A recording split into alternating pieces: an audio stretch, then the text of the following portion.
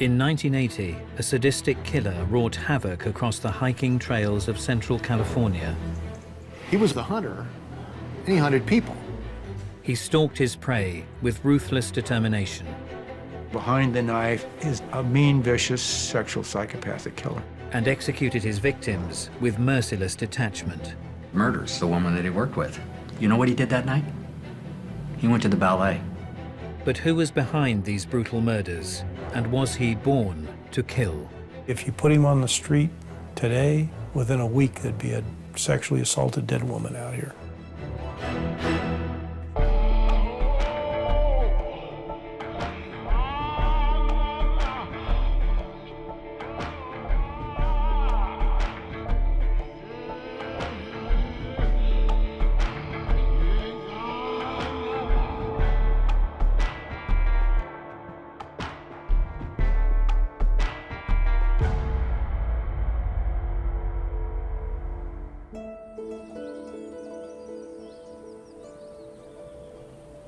In 1981, California's Henry Cowell State Park was a mecca for the hikers of Central California. It's a very popular area. People here like to be able to use the park facilities, and they want to be able to hike and walk. There's horseback riders, bikers, campers and hikers that walk around here. On one day in March, Santa Cruz police detective Stony Brook was taking in the peace and beauty of the park. It was my day off. My son and I were hiking in Henry Cowell Park. We were actually headed this way from the river, and that's when I heard the shots. The first thing I thought about, I wanted to get my son out of here and then do what I had to do. After speaking with park rangers, Stoney arrived at the scene of the shootings. Lying just off the trail was 21-year-old college student Ellen Hansen. Right in here. The underbrush was extremely thick, so you couldn't even see down to the tree lines there like you can now. Ellen was still in place. She was lying on her side, and it was pretty obvious she was deceased at that point.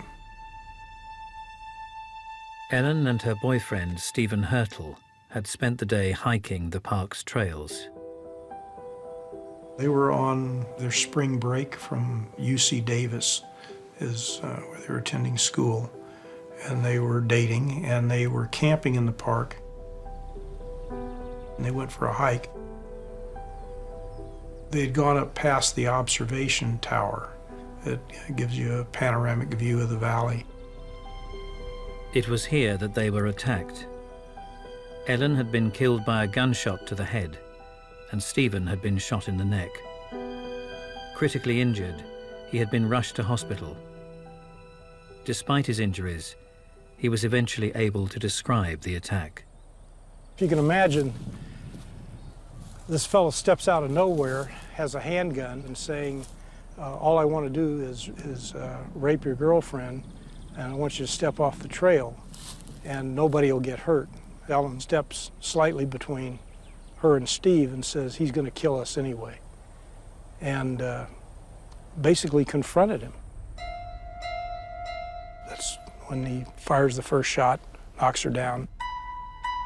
He fired like another shot into her head, which was the fatal wound. I've always had great admiration for Ellen, for the incredible courage. Probably one of the bravest young women I think I've ever become aware of. People on the observation tower all described the presence of a suspicious man. They saw him over here by the rail looking around, and then he left, and then a few minutes later after the shots, they saw him coming back up, going past the stairway. They described him 50-ish, clean-shaven, glasses, ball cap, his yellow jacket, what probably were sort of faded blue jeans and white shoes with stripes. One witness from a nearby neighborhood, had more to offer. This little girl, 10 years old, something drew her attention to the man and how he was looking sort of frantically, which fit what we might expect somebody trying to flee. And she took a piece of cardboard and drew the shape of the little red car that he drove, which was boxy. But the most valuable witness statement was yet to come. From his hospital bed, Steve was intent on describing the man who had murdered his girlfriend. Steve survived his wound, and even though he was wounded in the throat and had a lot of difficulty verbally communicating, he was very, very good in working with our artist. He holds the pad up in front of Steve, and Steve takes the back of his hand and goes, slaps on the back of it and says, you know, that's the guy. Little did they know that the man in the picture would unearth the 2-year-long mystery surrounding a trail of bodies found along the San Francisco Bay.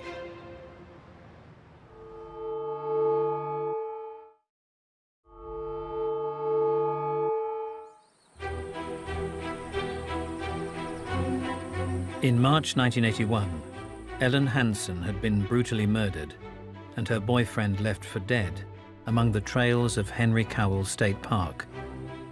Their attack was the latest in a series that had begun almost 2 years earlier in Marin County. Marin County sits just north of San Francisco. It's a relatively small county population-wise. It's connected to San Francisco by the Golden Gate Bridge. Marin County has a great deal of rural areas that are relatively undeveloped. So it's this odd mix of suburban and wilderness areas. Dominating the skyline of Marin County is Mount Tamalpais State Park.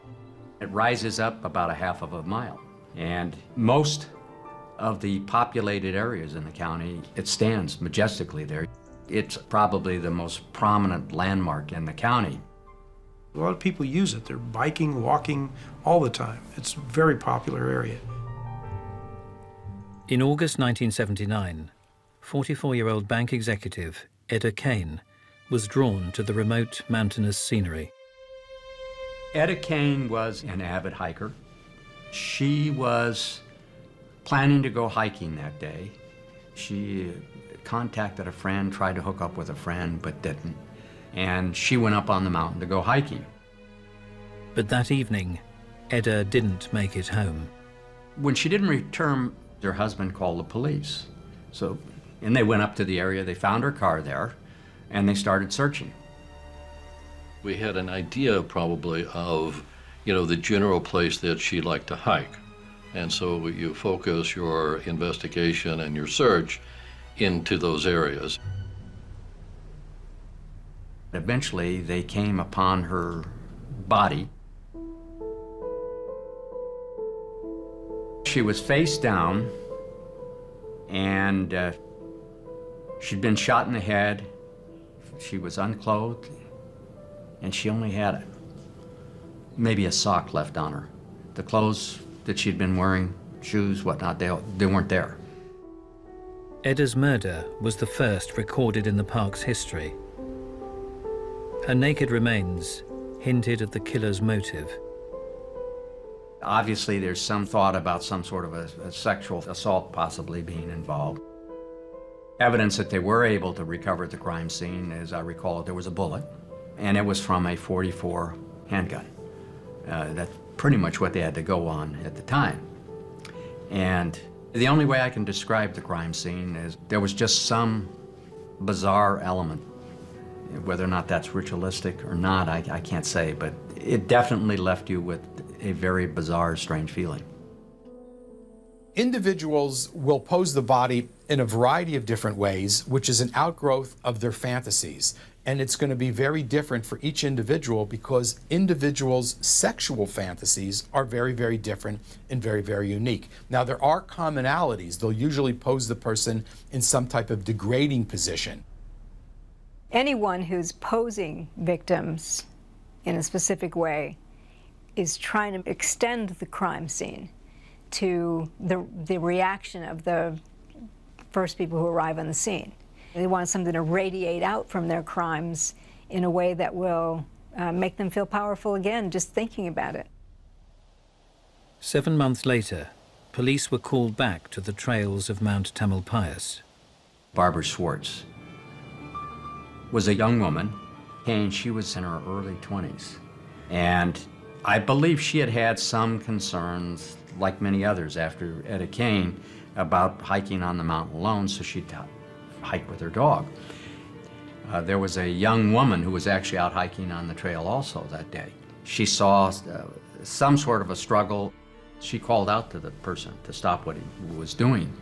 And actually what she did is she actually turned and started to flee to go for help. Police were later faced with a horrifying scene. She had been stabbed to death, but they found her body on the trail. Her dog was with her. The dog was barking as people would come forward. The killer had left vital evidence at the scene. We had a discovery of a pair of eyeglasses, bifocals that our investigators determined were prison issue glasses. So, but we ran down every possible lead.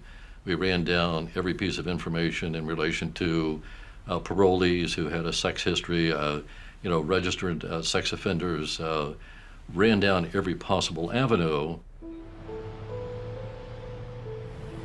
However, unbeknownst to investigators, the following day, a quiet, unassuming 49-year-old ex-convict walked into a San Francisco optometrist looking for a replacement pair of bifocals. His name was David Joseph Carpenter. He was very bald, wore glasses, physically not large, not very physically imposing, stuttered terribly, could not get through a sentence without stuttering terribly. He came across as a really bumbling, sort of odd character. Born in 1930, Carpenter had had a difficult childhood. Well, his father was kind of a weak sister type of personality that wasn't a major figure in his life at all. His mother was a very outspoken, dominant, aggressive type personality who basically ran the household. His mother especially was very controlling. She was very intelligent, but there was a real friction between them. I think he had some problems, and his mother's manner of dealing with them probably wasn't as constructive as it should have been. As he grew, Carpenter's troubles began to show. Carpenter abused animals, and he was a bedwetter. He was anoretic. It's a sign of a child who is really, really struggling under a lot of stress, under a lot of pressure, and it could develop in a number of different directions. And he developed a severe stutter at a young age, which was humiliating for him and frustrating for him. And stuttering can be caused by stress, feelings of inadequacy, an inability to really have any sense of oneself, not really knowing where to turn, feeling unsafe. Carpenter was forced to do things that he didn't really want to do. At one point, he was required to take ballet lessons. What you might have here is a mother who was trying to feminize her son by having him do dance and music rather than sports, for example. So he would develop resentment and anger against women. Decades later, investigators were faced with a series of sexually motivated murders on the trails of Marin County. Despite their best efforts, in 1980, the killer would strike again. A man was out jogging. And there's a open theater on Mount Tamalpais. Beautiful sight. And he jogged through the theater and he saw a young lady sitting there. The woman sitting on the steps of the amphitheater was 26-year-old Ann Alderson. She liked to meditate, and she was probably up there meditating. He walked through, and initially he thought about stopping, as I recall it, to let her know, about things that had been happening up on the trail. But she appeared to be so deep in thought he didn't. But that evening, Anne didn't return home. I was there when they discovered her body. She was raped and murdered viciously. And she was left very similar to Etta Kane. That kind of a ritualistic thing. She had been put through some psychological trauma before she was executed. With the discovery of a third victim, investigators were convinced they had a serial killer on their hands. The once tranquil trail had become the scene of a nightmare. With the third murder, the mountain became almost devoid of people. When people lose that sense of safety and security, it's frightening. Folks by and large like to think that they're safe in their homes and their schools. But because it was in parks, created a whole different level of fear. And so the pushback on that is everybody's wanting it to be safe, make it go away.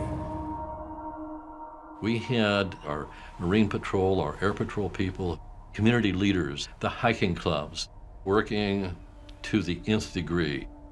I patrolled the mountain on horseback, working with my posse. So many people checking license numbers, checking cars. On the mountain, there was not any car that could be on the mountain that would not have been identified. How do you imagine a person doing things like this? It was almost beyond the scope of our imagination. 33 years earlier, at the age of 17, David Carpenter's disturbing behavior had reached a new plateau. He engaged in aggressive sexual assaults from a very young age. In fact, he had attacked 2 of his cousins sexually. He was sent to a youth facility for sex offenses as a child. So he had a long history of aberrant behavior. Carpenter had a very strong sex drive. That was part of his driving rage, was this need to have sex, and yet he had this stutter, so it was very hard for him to meet girls and do the socially appropriate thing. As a result, he'd feel frustrated and angry, as well as humiliated. His stint in the juvenile facility seemed to have curbed Carpenter's more violent impulses. But then, in 1960, at the age of 30, he revealed the depths of his depravity. He was driving home and saw a young woman who worked for his father, offered to give her a ride, drove her out to the Presidio of San Francisco, which was a military base, dragged her out of the car, attempted to rape her, and was beating her with a hammer when a military policeman came by and fired off a round and hit him. The shot was not fatal, but Carpenter was destined for the federal penitentiary. Once he had served his time, he did not remain free for long. David was released from federal prison to San Francisco, then kidnapped a woman, took her up into the foothills, released her, was sent back to prison. I met him because he was in court when I was in court, and they appointed me to represent him. And I went over and talked to him in the jail at some point. He was somebody you could talk to, as opposed to a lot of idiots that you represented who you couldn't talk to. He was not upset, nervous, angry, any of those things that some people are. Carpenter's offences were not listed as sexual, and in 1979, having spent 17 years of his life behind bars, 49-year-old David Carpenter's sentence was complete. I went down to do a pre-release seminar, and this 5'7", 5'8", bald, bespectacled individual walked up to me, stuttering quite badly, and asked me if I was one of the probation officers from San Francisco, and I said yes. He was going to be paroled back to San Francisco. He was released to a halfway house, and I started supervising him on parole. 12 months later, police were no closer to catching the killer who was terrorizing Marin County. And a single day in November 1980 would spread panic through the entire region.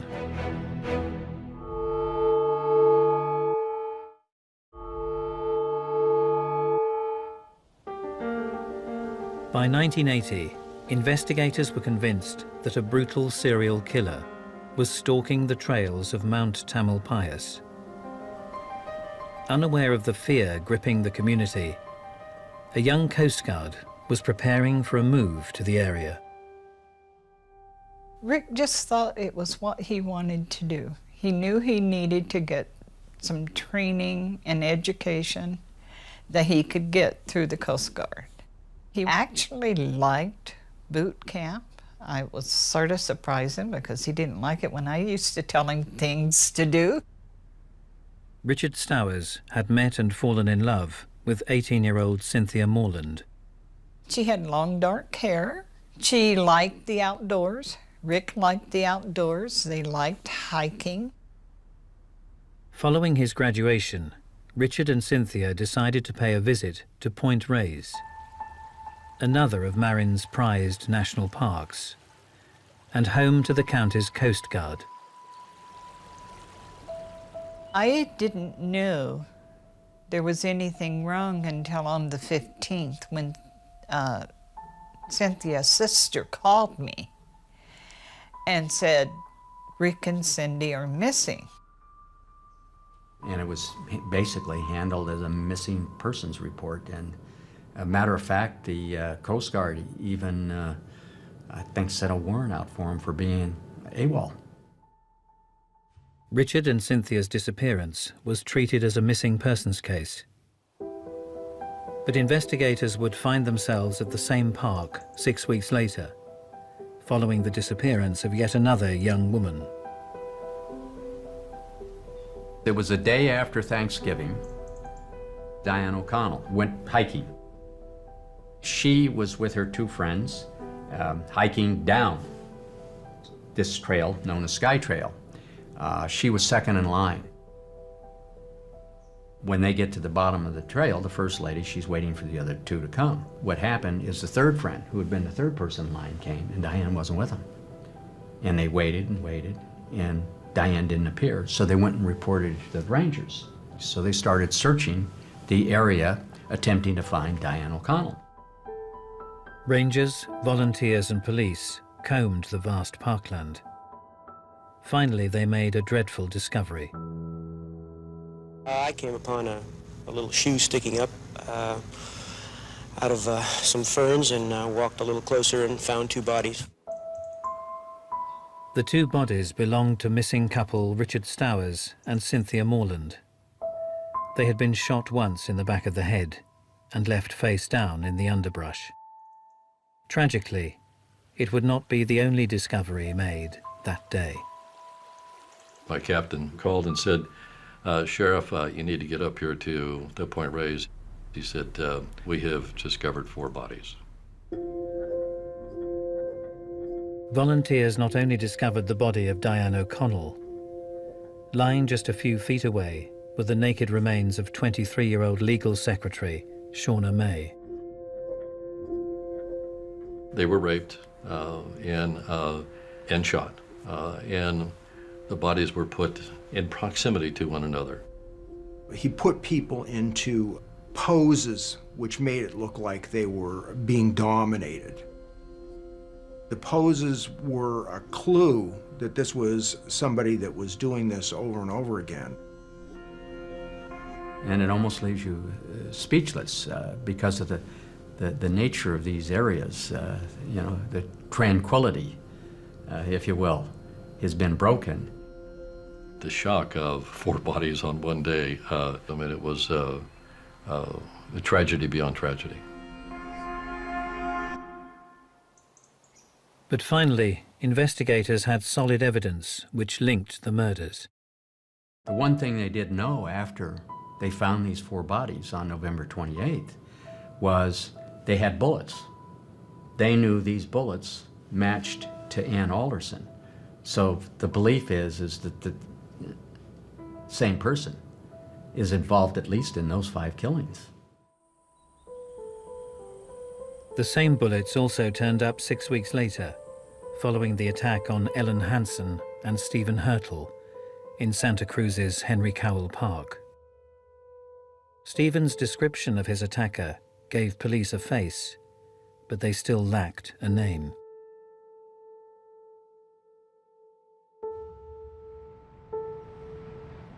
Meanwhile, 50-year-old David Carpenter appeared to be committed to getting his life back on track.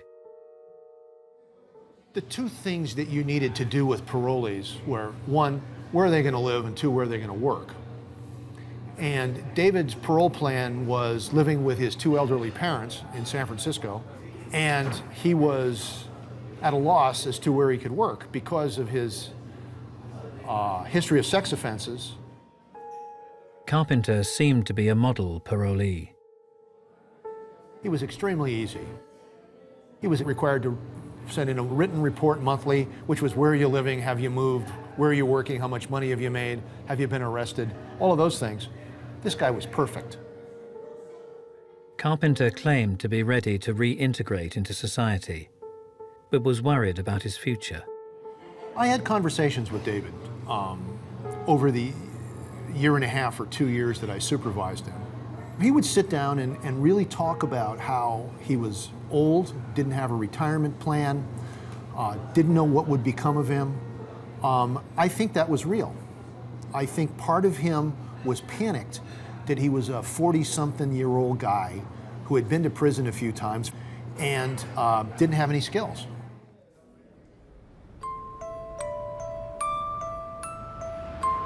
Carpenter was finally placed in a job just south of San Francisco.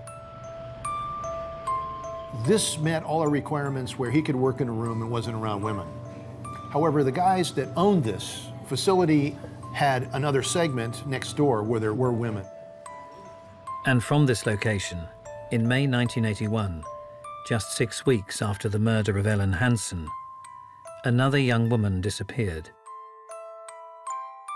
I got called in the lieutenant's office, and he says, shut the door, which is never really good news. And he says to me, he says, Ken, I have a case that I want you to handle. We had an adult missing persons case that had come into the department several days before. The missing person was a 20-year-old trade school apprentice named Heather Skaggs. Heather was an only child. She grew up in a single-family household with her mom. She had recently graduated from high school, and she was working at a print shop in Hayward, California. She was doing very well there, according to her employers. The first evening we went and talked to Dan Pingle, who was her boyfriend. Heather told him that she was going to go with a fellow employee to go look at a car to buy over in Santa Cruz. Her co-worker had convinced her that the price was a really good price, and he would even help her buy it if necessary and loan her the balance of the money. Made it very attractive for her to go and see this car. But he insisted she come alone and that she not tell anybody that she was going. And that bothered Pingle. And so he insisted that Heather leave the name and address and phone number with him in case she didn't come back. And she said, if I'm not back by 7 p.m., call the police. Something's happened to me. The fears of Heather's boyfriend were justified when she failed to return home. San Jose detectives immediately focused their attention on the work colleague who had accompanied her on the trip, David Joseph Carpenter. We were talking to the employers and asked what cars did he have access to and what did he drive to and from work. And they said, well, David Carpenter drives 2 cars, this blue station wagon, the personal plates on it, and then this little red foreign car that's parked out in the parking lot right now. Oh, interesting. Little red car.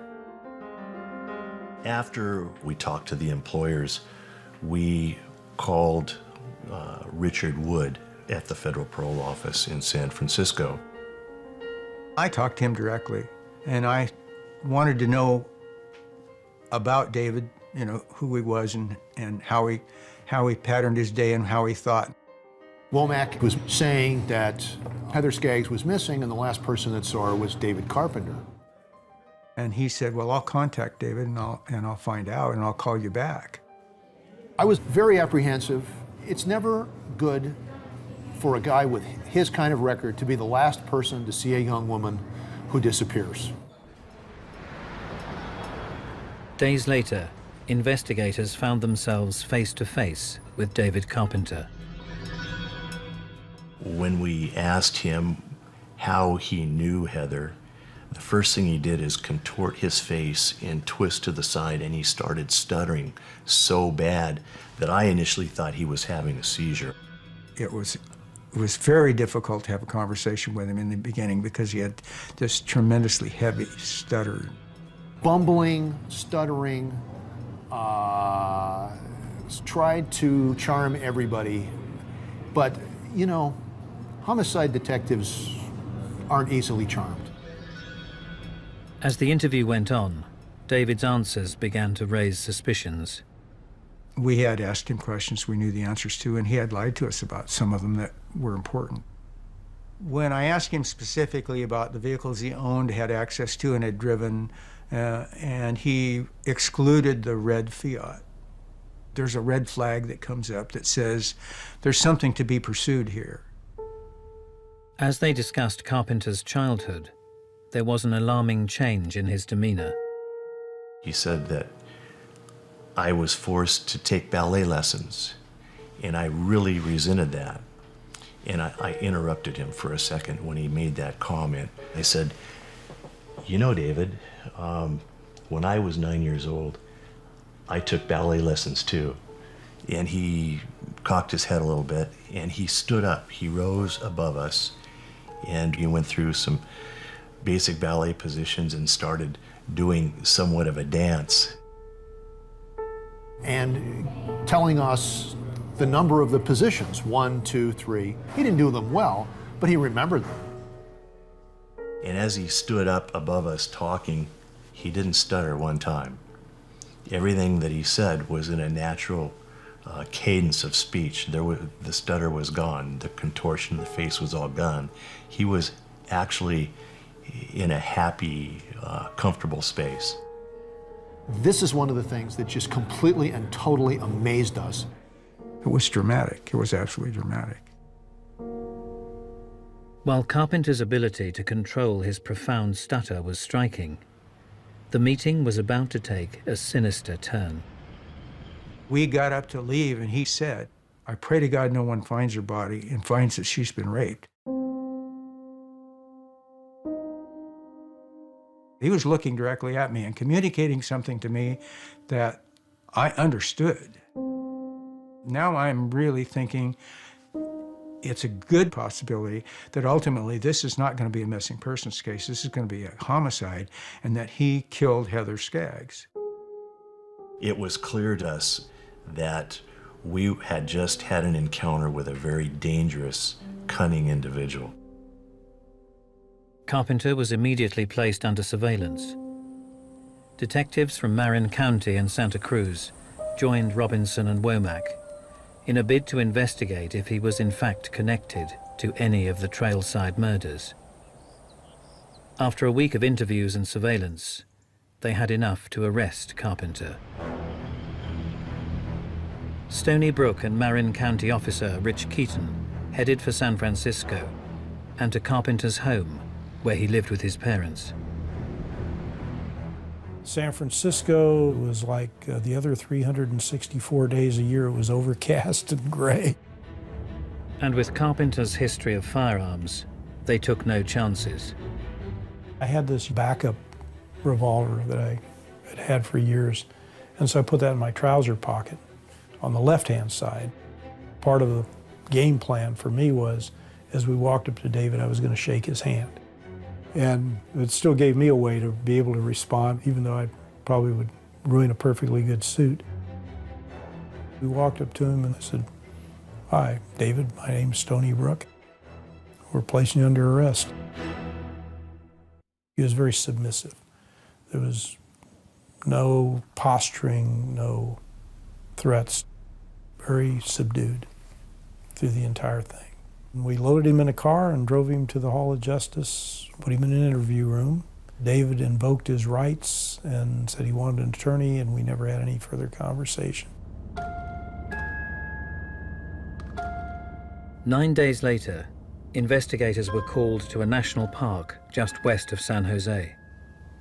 There were 2 hikers in the park itself, and they had come across this trail. And apparently there was probably some decomposition odors that were emanating from that area. They went over to investigate, realized it was a body, and rapidly left the area to notify authorities.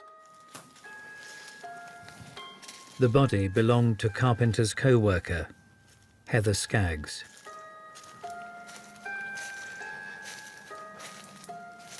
Detective Womack and my understanding is that the body was discovered at this location right here, laying with her head facing the tree and parallel to this fallen, moldy tree trunk. It was clear that someone had dug enough to put her in the very shallow hole, cover her with dirt, debris, and brush, and then leave her. With the discovery of Heather's body came the link investigators had been looking for. The ballistics off the bullet proved positive for the gun that he used in the other murders, and he was matched to the seminal fluid from her body. That pretty well locks it all down. All those pieces of evidence together and pointed to no one else in the world but David Carpenter. The murder of Heather confirmed that Carpenter's reign of terror had now claimed at least 9 lives. But there was another startling revelation that would reveal what beat at the heart of these brutal crimes.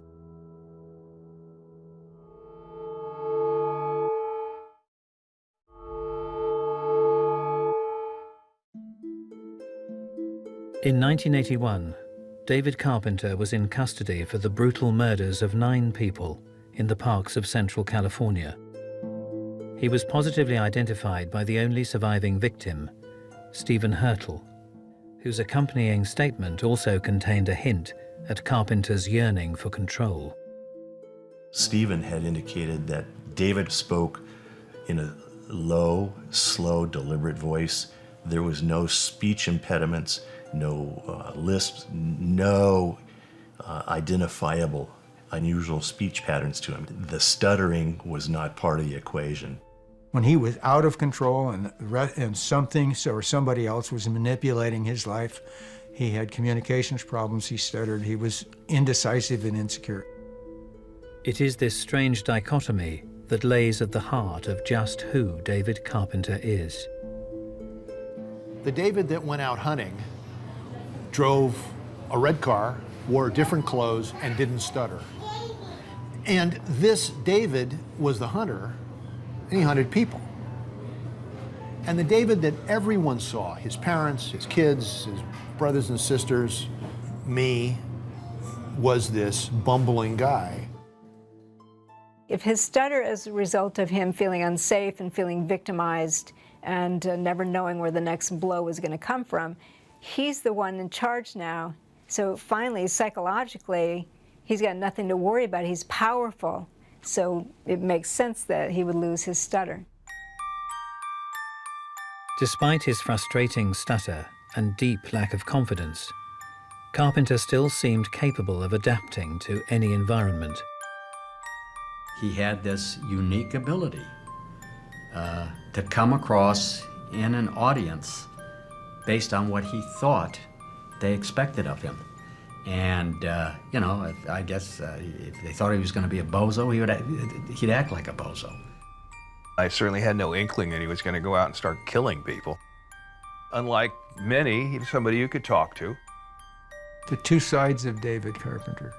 One side that people saw regularly was an insecure, innocuous man who was to be disregarded. And the other David Carpenter was the the vengeful predator behind the gun or behind the knife, and what is in control was a mean, vicious, sexual psychopathic killer.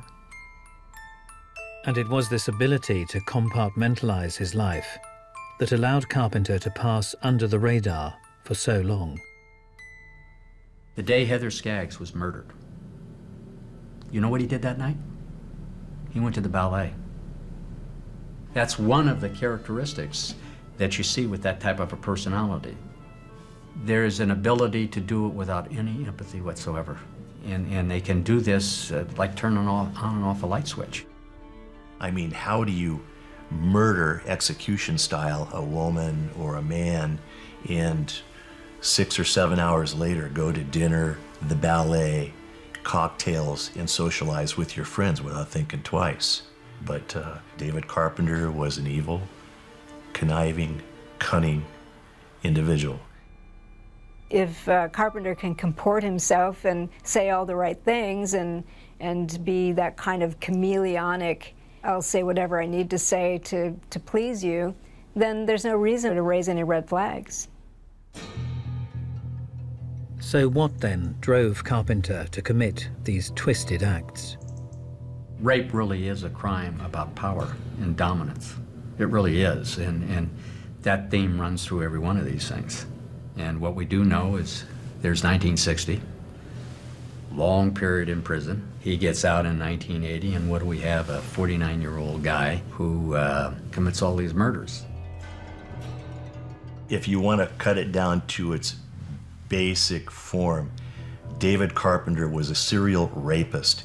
He had an insatiable sex drive that he could no longer control.